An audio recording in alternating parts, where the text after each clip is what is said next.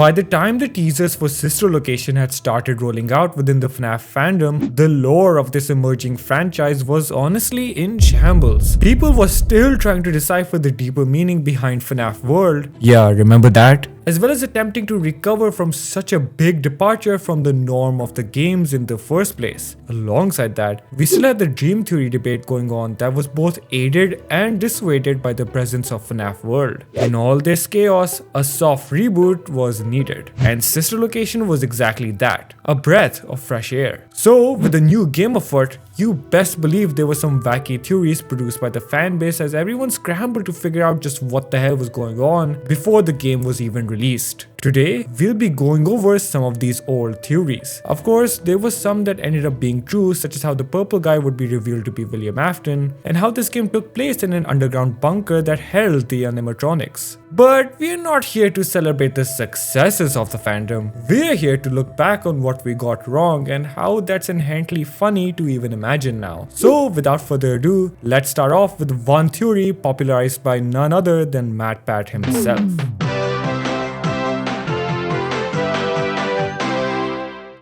This one is self-explanatory as is. The theory suggested that the puppet would be making an appearance in Sister Location. In fact, MatPat would go on to conclude that the animatronic amalgamation we'd come to know as Ennard was actually related to the puppet in a lot of ways. Almost one and the same even. The evidence for this was how the puppet and Ennard shared similar silhouettes, I guess? I don't know man, it was a wild west for FNAF theories back then. Alongside that, MatPat also pointed out the text found in the teaser image for Ennard that sounded oddly familiar to the gimmick of the puppet in giving gifts, giving life, and thus being controlling in a way that Ennard was also hinted at being.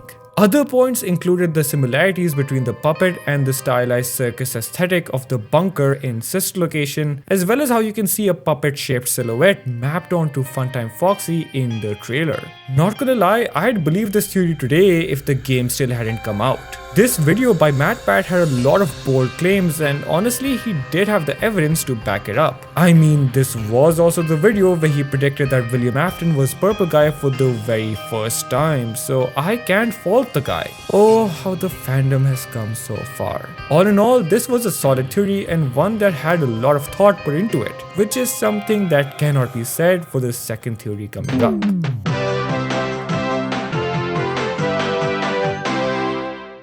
Although straightforward and to the point, this theory didn't have much ground to stand on. It implied that Henry would be the protagonist for this game. The only evidence for this was one of the endings we could come across in the aforementioned FNAF world, where we meet an individual that suffers a similar death to the first incarnation of Henry we find out about in the Silver Eyes novel. Both figures are portrayed as inventors, and with the inclusion of an animatronic with dialogue resembling what we hear in the Sister Location trailer, some fans thought the game would center around Henry as he visits Circus Baby and tries to put a stop to his apparent creation.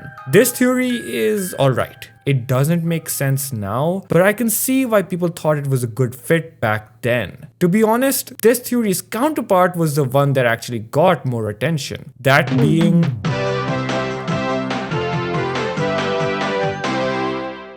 This theory was often paired with the one I mentioned prior regarding how Sister Location would be the game to reveal the purple guy as William Afton. Alongside this, it was also thought that William would actually be the one we play as. Again, this was an off-the-cuff addition to the purple guy revelation prediction, and that seems to be the only explanation I can find for why this theory became so notable. It was accordingly theorized that William would be returning to the scene of his past crimes to confront his past trauma, and that's about it. Not much to this one, though a fun theory nonetheless.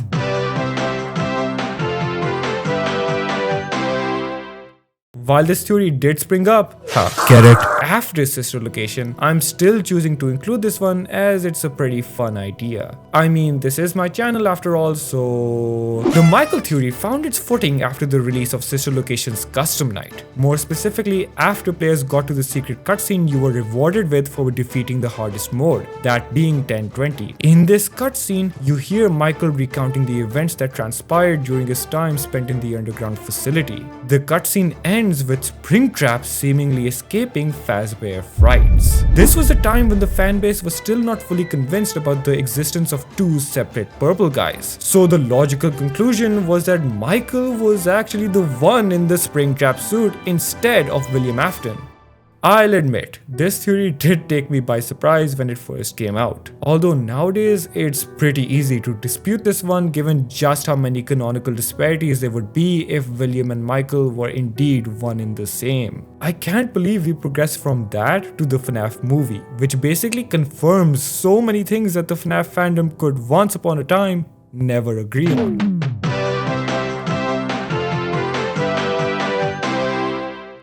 Yet another self-explanatory theory. It stated how the player character would be able to roam freely within the underground facility. This was backed by the trailer, which at the time made it seem as though the player would have free reign over their movements. I guess this theory ended up being true, kinda. I mean, there isn't much decisive roaming, but it sure is a hell of a lot more than what we had in the previous 4 games. Oh well, I imagine the fanbase expected something more akin to what we finally ended up getting in Security Breach. I hope it was worth it for you Give guys. me in! Friday! Friday, you bitch! Friday!